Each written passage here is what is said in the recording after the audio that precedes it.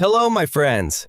Today we will listen to an easy and adapted story about the history of the United States of America.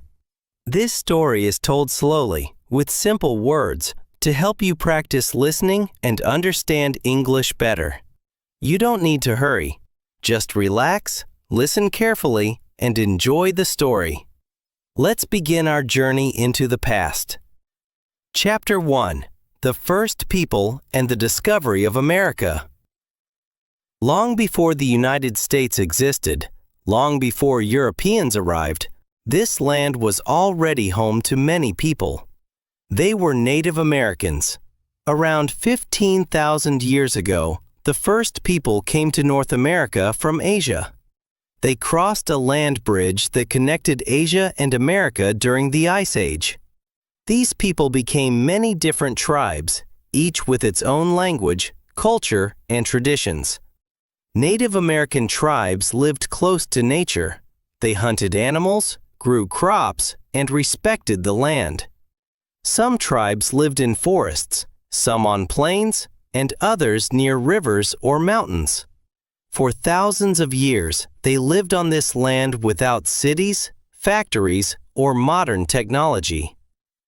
Everything changed in 1492. In that year, an Italian explorer named Christopher Columbus sailed across the Atlantic Ocean. He was looking for a new way to reach Asia, but instead, he arrived in the Americas. His journey was supported by the King and Queen of Spain. Columbus believed he had reached Asia, so he called the local people Indians. He did not know he had discovered a new continent for Europeans.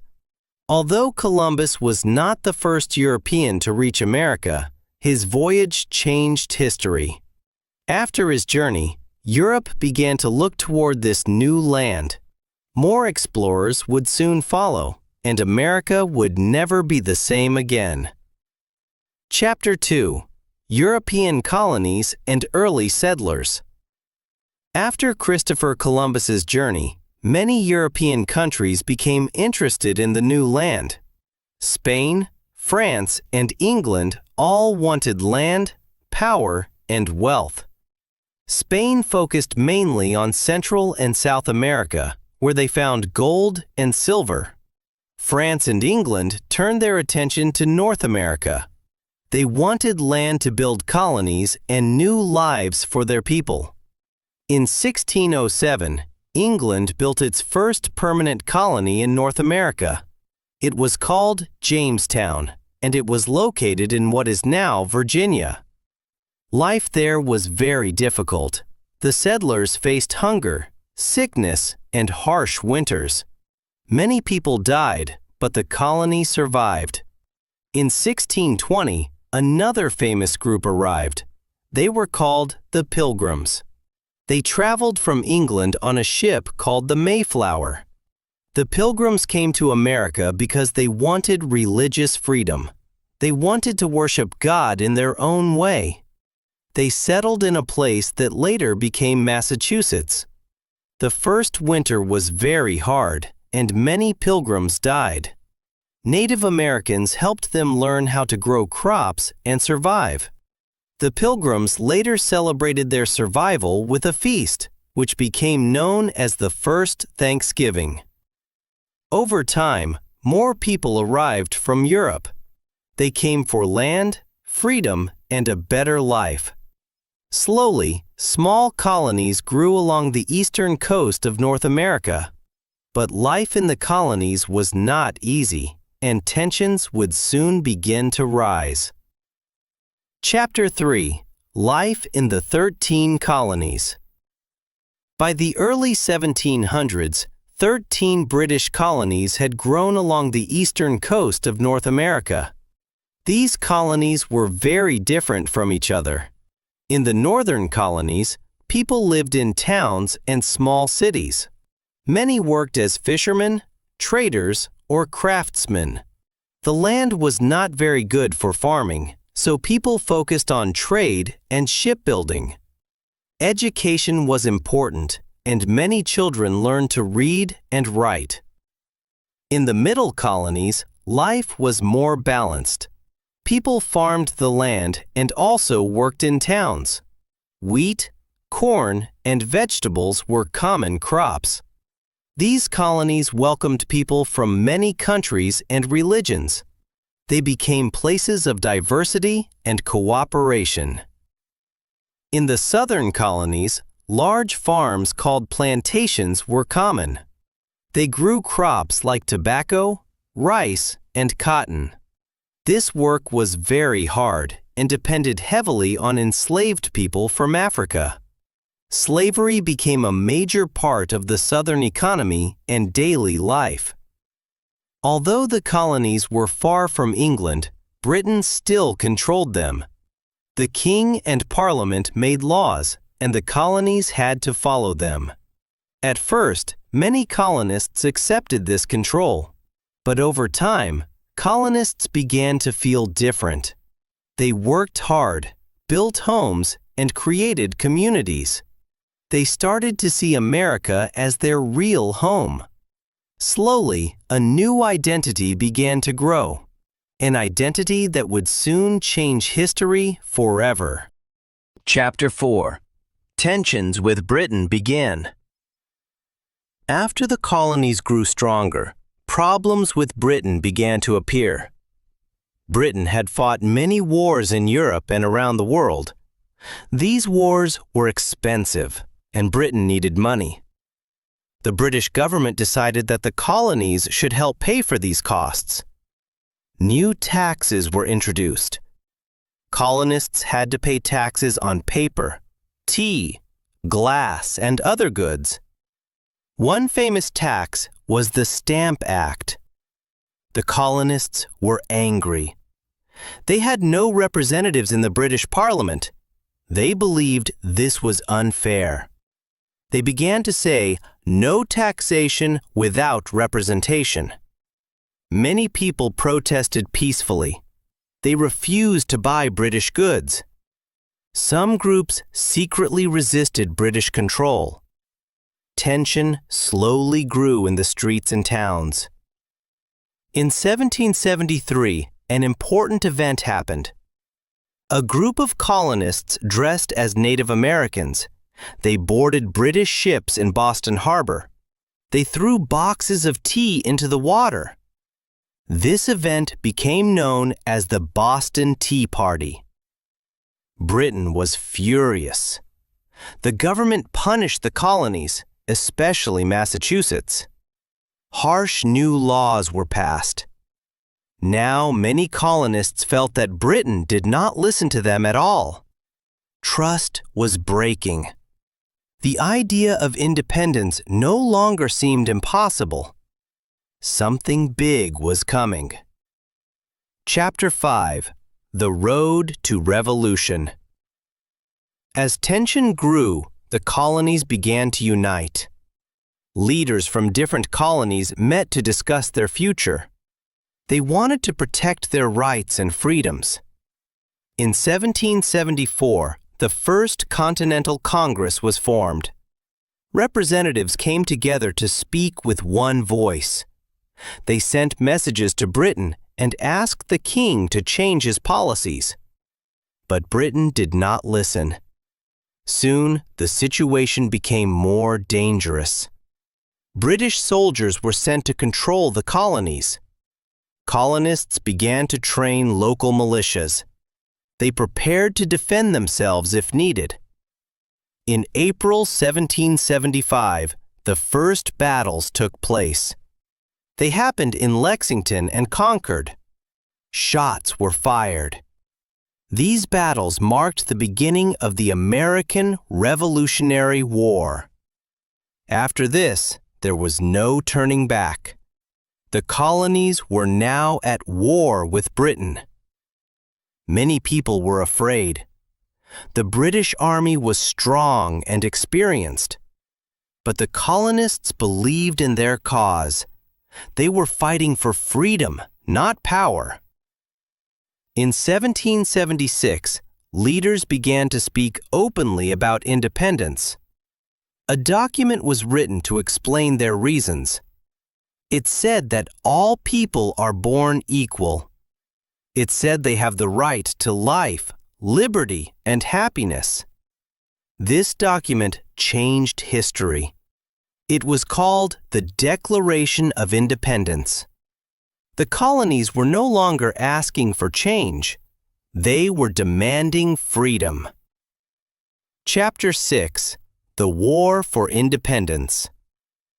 The War for Independence was long and difficult. At first, the colonies faced many problems. They had fewer soldiers. They had little money, food, and weapons. The British Army was powerful and well-trained. Many people believed the colonies could not win. But the colonists had something very strong: determination. They were fighting for their homes, families, and future. George Washington became the leader of the colonial army. He was calm, patient, and respected by his soldiers. Even in the hardest moments, he did not give up. Life for soldiers was very hard. They slept outside in cold weather. They often had no shoes, little food, and poor clothing. Many soldiers became sick or injured. One of the most difficult winters was in Valley Forge. Many men suffered there, but the army stayed together and continued to train. Help came from outside the colonies. France decided to support the American cause. They sent money, weapons, and soldiers. This help changed the course of the war. In 1781, a decisive battle took place in Yorktown. American and French forces surrounded the British Army. The British general finally surrendered. The war was almost over. In 1783, Britain officially recognized the independence of the United States. After many years of struggle, the colonies had won. Freedom had a cost, but it was achieved. Chapter 7: A New Nation is Born. After the war ended, the colonies faced a new challenge. They were free, but now they had to build a country. The former colonies became the United States of America. They needed rules, laws, and a strong government. But they also wanted to protect freedom. Leaders met to discuss how the new nation should work. They did not want another king. They wanted power to belong to the people. A new system of government was created. It was based on balance. No single person or group could have too much power. In 1787, the United States Constitution was written. This document explained how the government would function. It described the roles of the president, Congress, and the courts. Later, the Bill of Rights was added. It protected basic freedoms: freedom of speech, freedom of religion, freedom of the press. George Washington became the first president. He did not want power for himself. He wanted to serve the nation and then step away. The new country was not perfect. Many problems still existed, but the foundation was strong. The American Revolution had changed the world. It showed that people could stand up for their rights. It showed that freedom was possible. A new nation had been born. Chapter 8: The Legacy of the American Revolution. The American Revolution did not change only one country. Its ideas traveled far beyond America. People around the world watched what happened. They saw that ordinary citizens could stand up to a powerful empire. They saw that freedom and independence were possible. The ideas of liberty, equality, and human rights inspired others. Soon, similar movements began in different parts of the world. The French Revolution was influenced by American ideas. Later, many other nations followed. The Declaration of Independence became a symbol. It spoke about natural rights. It said that governments exist to serve the people. These words were powerful and dangerous to old empires. Inside the United States, the revolution continued in another way. People debated freedom, equality, and justice.